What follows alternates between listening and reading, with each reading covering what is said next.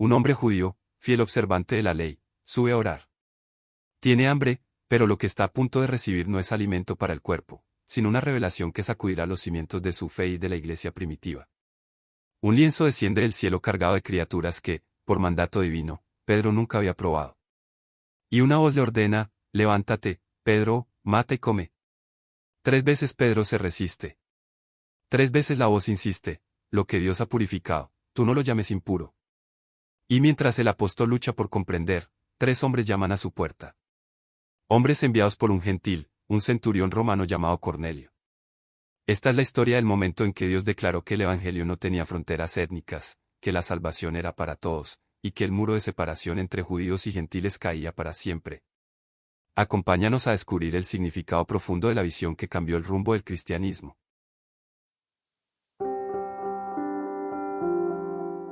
Al día siguiente, mientras ellos iban por el camino y se acercaban a la ciudad, Pedro subió a la azotea para orar, cerca de la hora sexta. Y tuvo gran hambre, y quiso comer, pero mientras le preparaban algo, le sobrevino un éxtasis, y vio el cielo abierto, y que descendía algo semejante a un gran lienzo, que atado de las 4 puntas era bajado a la tierra, en el cual había de todos los cuadrúpedos terrestres y reptiles y aves del cielo.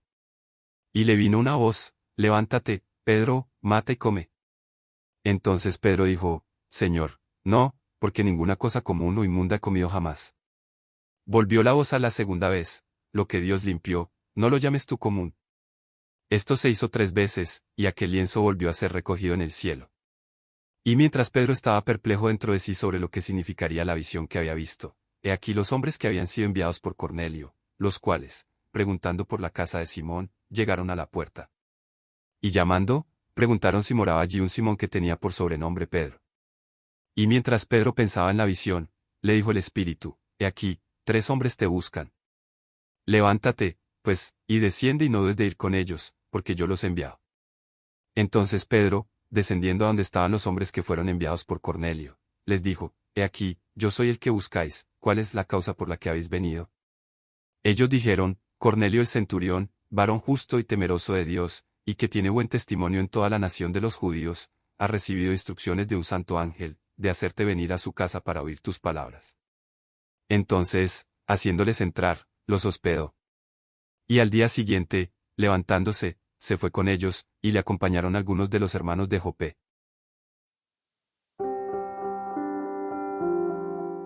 En la ciudad de Jope, sobre la terraza de una casa junto al mar, un hombre llamado Pedro subió a orar mientras el sol alcanzaba su cenit.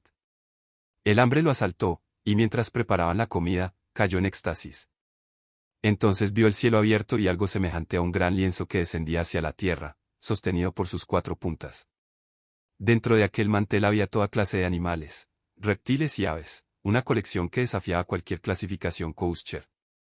Y una voz le dijo, levántate, Pedro, mata y come.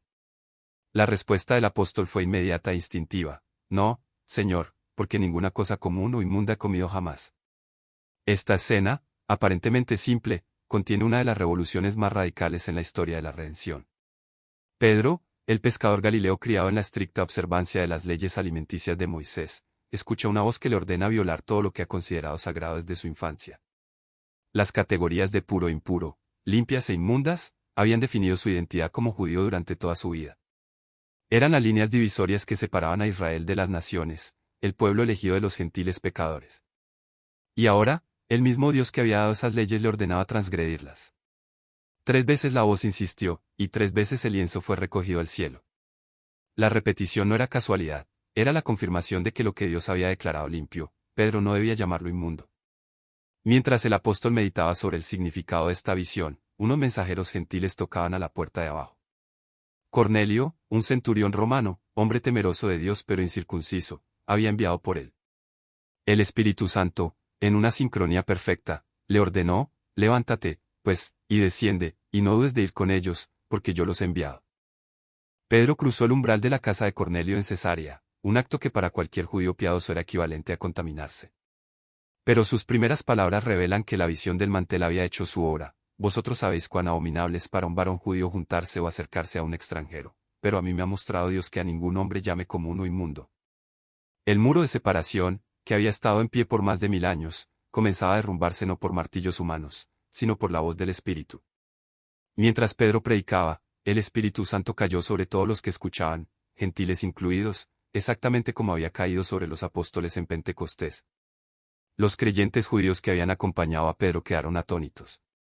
No podían creer que el don de Dios se derramara sobre aquellos a quienes consideraban fuera del pacto. Pero la evidencia era innegable, hablaban en lenguas y magnificaban a Dios. Pedro concluyó con una pregunta que resonaría a través de los siglos: ¿puede acaso alguno impedir el agua, para que no sean bautizados estos que han recibido el Espíritu Santo también como nosotros? La visión del mantel nos confronta hoy con nuestros propios muros de separación. Todos tenemos nuestras categorías de puros e impuros, nuestras listas de personas aceptables e inaceptables, nuestras definiciones de quiénes pueden pertenecer y quiénes deben quedar fuera. A veces son barreras raciales, como las que separaban a judíos de gentiles. Otras veces son divisiones económicas, culturales, políticas o denominacionales. Construimos murallas invisibles pero infranqueables, y luego invitamos a Dios a bendecir nuestras construcciones. Pero la visión de Pedro nos recuerda que Dios no bendice nuestros muros, los derriba. El lienzo que descendía del cielo contenía todo lo que Pedro consideraba inmundo, y la voz divina declaraba: lo que Dios limpió, no lo llames tú común. Esta declaración no solo transformó la dieta de la iglesia primitiva, transformó su misión. La puerta del reino, que muchos creían reservada exclusivamente para los hijos de Abraham, se abrió de par en par para todas las naciones, tribus, pueblos y lenguas. El Dios que derribó el muro de separación entre judíos y gentiles sigue derribando muros hoy. Derriba las barreras que hemos erigido entre razas y etnias, recordándonos que en Cristo no hay griego ni judío, circuncisión ni incircuncisión, bárbaro ni escita, sino que todos somos uno. Derriba los muros que separan ricos y pobres, educados e ignorantes, conservadores y progresistas, demostrando que la única membresía que importa es la que tenemos en Cristo. La visión del mantel también nos desafía a examinar nuestras actitudes hacia aquellos que consideramos inmundos, espirituales. ¿Quiénes son los gentiles en nuestro contexto? Los homosexuales. Los adúlteros. Los políticos corruptos.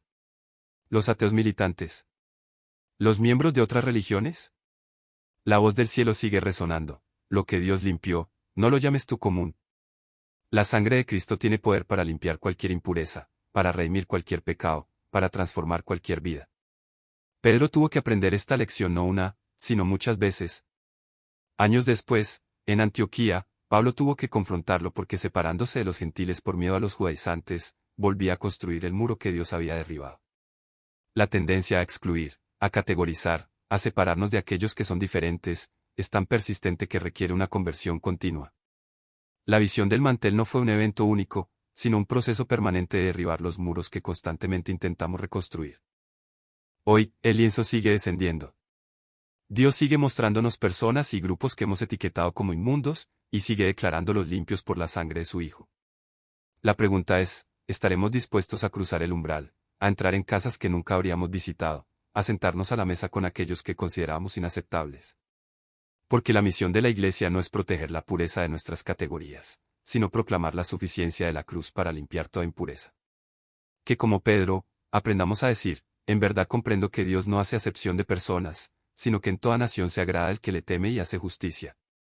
Que el mantel de nuestra visión se ensanche hasta incluir a todos aquellos por quienes Cristo murió. Y que cuando el Espíritu nos diga: vete con ellos, no dudes, tengamos la fe y la obediencia para cruzar cualquier umbral, sabiendo que donde Dios guía, su provisión y su presencia nos acompañan.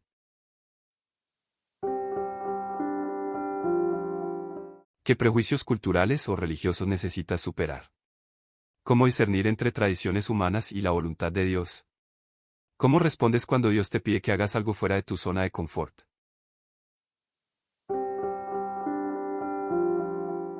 Hoy, el manto sigue descendiendo. Nos recuerda que no hay personas inmundas para Dios, no hay culturas demasiado lejanas, no hay pecados demasiado grandes. El Evangelio es para todos. Y nosotros, como Pedro, somos llamados a bajar de nuestras azoteas de comodidad religiosa, cruzar las calles de nuestros prejuicios, y sentarnos a la mesa con aquellos que Dios está llamando a su familia. La pregunta final es: ¿a quién consideras tú impuro o inmundo? ¿A qué grupo de personas, por su cultura, política, pasado o estilo de vida, has excluido del amor de Dios? Porque si Dios los ha purificado, nosotros no tenemos derecho a llamarlos impuros.